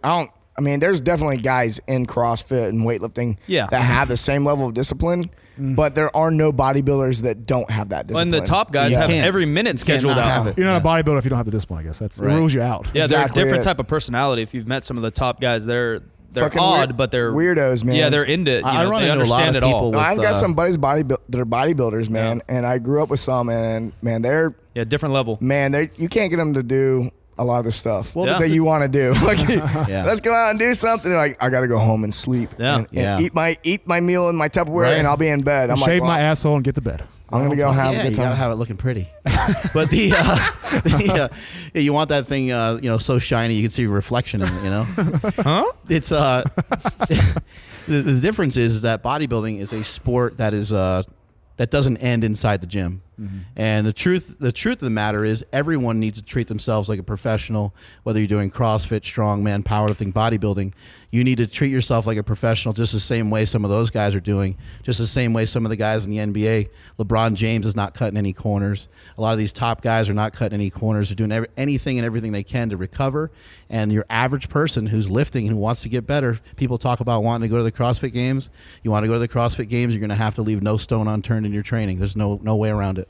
We talked about that with Jackie. Yeah, we did talk about that with Perez. Jackie. It's just having realistic goals. Like if you don't want to live that lifestyle, Draw that's the line, okay. man. Draw the line. But don't tell me you want to go to the games. And then make excuses why you didn't go. Like, Right. well, there's drugs. I well, feel fuck, man. like- You left. Yeah. You left every half of your stones you didn't touch, much less turned over. Touching stones? Yeah. Chris I touches just- my stones almost every day. Huh? It's, Well, Mark said no stones left unturned. I said, Right. well, pick up your stones, bitches. Oh, See, we bring it back to It's the- about them stones. Yeah, but if you're not willing to go all in, don't pretend. Yeah, I hear people talking about unrealistic goals all the time, and it's you're better off just having small goals and working on achieving those small goals. obtainable goals. Yeah, stuff that you can actually do. You know, if you've done a 405 squat, the next goal should be 425. Or you can be like, you know what, I would love to do that for a double someday. I'd love to double 405. I just did it for a single, but hopefully in a few months, if I work hard enough, hopefully I can do it for two. Dude, every year, it seems like this isn't exactly on the number, but my goal is like to increase my weightlifting total, snatch and clean and jerk, by 15 kilos. That means that my snatch will probably go up 6 kilos, and my clean and jerk maybe 8 And or that's 9, still outstanding 9 kilos. progress. Yeah, and that is right where I need to be. I know I can hit that. Right. It's not unobtainable. I can usually hit it halfway through the year. But I usually on January 1, what are you going to do? Oh, I'm going to add 15 kilos to my total. Right. And so it's obtainable, but a lot of people are going, oh, I want to add 100 pounds to my squat. And they already squat a lot of weight. I'm like, whoa. But then you get pissed at yourself if you can't achieve it. Right. I mean, Like, it's give a yourself a fucking motivation hard thing. time too. I mean, Yeah. Or if I can't achieve 15 kilos, something bad happened. Yeah, but you don't go, I'm going to add 100 pounds to my snatch, don't get it, fuss and quit, and then blame other people for being on steroids and shit. It's just that's what a lot of people essentially do. That does happen a lot. I think a lot of people in their training too, they every once in a while, you hear people talking about working on their weaknesses so much, which is cool. But how bad does that suck to always work on what you're not good at? If I had to go out and play tennis every day, I'd be fucking miserable. I can't even hit the ball on the other side of the court in the right spot. So you got to also factor in some of the things that you are good at, some things that make you feel great. Like if you know that you can kick ass in a certain type of clean and jerk movement, maybe it's a modified movement, throw yourself that underhand pitch every once in a while and knock that motherfucker out of the park. Yeah, no doubt about that. Well, I heard some quote that says if you want real success, navigate towards your real power and your real strength, and then put double the fucking effort behind it. Yeah. Give yourself over totally to something a path that will work for you. Like I guess in lifting, if somebody says this is the right way to do it and this feels natural and both are fine, it's okay to do a different path. I mean, if you got to do fucking split snatches because you can't catch a squat snatch, work it in. Do whatever works for you. Going back to what you were saying, I find about 50% of my training has to be stuff I'm good at. Yeah, of course. If I break, if I'm starting to do a majority of the training I'm bad at, I automatically, my motivation just tanks. Yeah, you don't want to go to the gym anymore. Well, and also stuff that you're bad at, it could start to get too weird, like a one-legged clean or something. I mean, who the fuck cares what you do with that, right? Hey, that's the movement right there. Yeah, I'm see. good. Why That's not my go do number some one. bicep One-legged curls? snatch. I noticed that a little bit, and Sounds like weird. trying to get okay at Olympic lifts too, like where you start trying to learn the pulling mechanics, you change up your deadlift form, you start getting okay at it. You're at the point where you're not totally embarrassing yourself snatching if you're like a powerlifter, but at the same time you let your deadlift strength completely come out from underneath you. Right. What I always like to went tell too people far in one too is, direction. there's only one way to get a PR every single time you walk inside the gym, and that's to try some different things, some things that you've never done before. So They're going to say I'm show gonna up every 6 months. Well, I was gonna say take steroids, but really, just try something different. Like if let's say you go to squat and 225 feels like 400 pounds, and you know that you're up against it. Your buddy's kicking ass, and everybody else seems to be having fun and kicking ass, but you're miserable because this hurts and that hurts. Throw yourself, a different style. Throw yourself a different rep range. So I'm going to see what I can do for 7 today. I'm going to get to 4. I'm going to get to 4 plates, and I'm going to see if I can do it for 6 or 7 reps. Yeah. And why is that a PR? Because you never fucking tried it before. It's new. So you can have different rep records. You can you got to keep in mind, you can do whatever you want inside the gym. People always say, oh, I'm on this program. I got to use bands today. I got to use chains today. Stop being so fucking gay. Use your imagination. Disclaimer. There it is. Boom. Use your imagination and have fun with it. Well, the programming police won't jump out of the corner and ask you to leave the gym if you don't abide by your strict program. Like, if Right. you feel like shit and you try to go for that max deadlift, you might just blow your spine out your back. When you Use lose some discretion or you whatever. won't lose any strength either. If you're programmed to do Right. 575 on the deadlift and you only do 425 or 525 for 2, numbers don't matter. But whatever, you get what I'm saying. You're still going to be fine Yeah, next 2 week. years from now, it's not like you're going to be weaker because of that day. You can Yeah. leave yourself, on a good note too. Like if you did miss a lift, what do you do from there? You just fold up and head home. You feel like it, right? I feel like going home and just eating some Ben and Jerry's and watching Biggest Loser and just crying. That sounds like a good Friday night to me. I don't Or is know. that just not me? the crying Oh, part. jeez. All right, let's wrap this up. I think CTP's battery's about to go dead. Oh shit. Oh, no. Bitch, we wore your battery out. We'll wear this whole fucking podcast out all goddamn day. Oh, he's got to film us training next. All right, Mark, what do you got to promote? Plug yourself. fool. Nothing, man. If you like my shit, go check it out. HowMuchYouBench.net. If you don't, eat a dick. Boom. There you go. Something like anything to add? Yeah, that's about it. You can find us on the interweb somewhere. Yeah, I would say go to YouTube, type in Super Training TV. Supertraining.tv. Yep. Yeah. Well, that's the URLs, right? Yep. Fantastic. Like stretching back like You know 6 what? years. You probably don't fantastic want to go vids. on there because there's actually a really great, awesome podcast on there, which would conflict with this podcast that we're doing. But it's really cool, and we talk about powerlifting. We talk about No, poop. man, the Powercast Oh, wait, is I'm cool. promoting. Yeah, go ahead. No, I'm just kidding. Anyway, check out supertraining.tv. A lot of great information. Yeah, on check there. it out. That's where it's Yeah. all at. And definitely follow Mark on Instagram. Was it at Mark Smelly Belly? That's it, Something yep. like that. And Yep. you'll be entertained on a daily basis, guaranteed. Some awesome selfies on there. Oh, hell yeah. No Hashtag shame in selfie. it. Got to get them Hashtag- abs in there. Yeah. And don't forget, go to barbellshrug.com, sign up for the newsletter so we can send you sweet emails. It was a lot of fun being on the show, guys. I appreciate it. Thanks for coming on, Mark. Cheers, everyone.